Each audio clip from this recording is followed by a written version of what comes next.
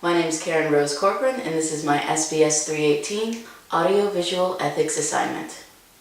Well, in 1999, I represented 6 parents whose 3 children were shot and killed in Paducah, Kentucky. Michael Carneal trained on the game We Doomed asked to you, do you it. think violent video games cause real-world violence?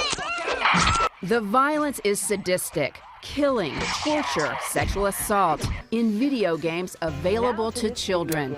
So horrifying, it has Worst been school banned shooting in Great world Britain. history was in Erfurt, Germany at the hands of Robert Steinhauser. He killed 16 and then himself, and he was immersed in the game Counter-Strike. Malicious behavior, you got to refute it immediately. Right, you shouldn't be practicing it and encouraging it in a video game. I believe that there are greater reasons for the social ills of adolescent violence than playing a video game, because I believe that violence was existing prior to the release of even Pong. There will be kids playing this game. They will have the axe. They will be holding the axe and bringing it down on their victim. That's how this will work California when passed a law 5 years ago to block the sale of violent games to minors. The industry fought back. California statute is unwarranted, unnecessary, This game and will clearly lead to real-world unconstitutional. violence in schools. The American Psychological Association in August of 2005 issued a blockbuster report which says that there's a direct causal link between interactive gameplay of violent games and real-world increased aggression and violence in adolescents and teenagers. So this video is going to be about video game violence. The first major campaign to regulate video game violence actually came in 1976. It was with a game called Death Race, where basically this little pixelated car drove around, and if it ran over a stick figure, that stick figure would turn into an rest in peace tombstone, basically. That was 8-bit technology and not very graphic. As video games moved from 8-bit to 16-bit technology, the blood and gore got a little more realistic and started actually worrying people. There are games like Mortal Kombat, Wolfenstein 3D, Doom.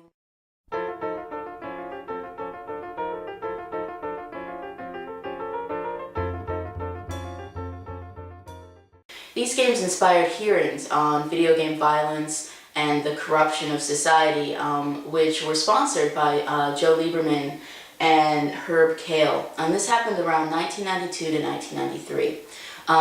Around that time, the video game industry and retailers created their own rating system. Our interview today is going to be with a young man who has worked in several retailers that sell video games, and he's going to explain a little bit about the controversy in a more modern perspective.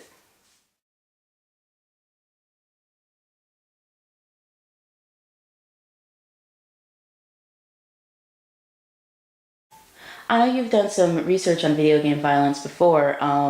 From your findings, what were the side effects of playing violent video games? Well, from what I've found, it's really hard to find any conclusive evidence about video game violence. Either you'll have a study done by the Family Research Council that says that video game violence is destroying society, or you'll find a study that's funded by the video game companies that say, you know, there's no correlation between anything. So it's hard to find really good evidence of.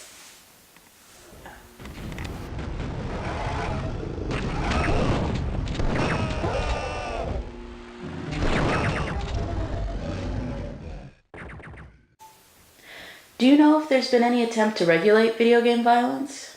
There was a case that went through the California Supreme Court that said a person would have had to be 18 to buy a video game with violent content, and that case was struck down by the California Supreme Court because they ruled that video games are protected under the First Amendment.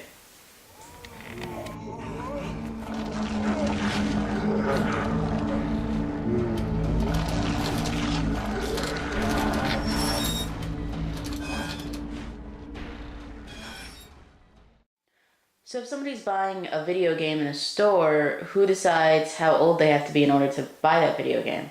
Basically, all the regulation comes from within the industry and within retailers. So most retailers, until recently, Walmart didn't even sell mature-rated games, and most retailers have policies about mature-rated games that are internal.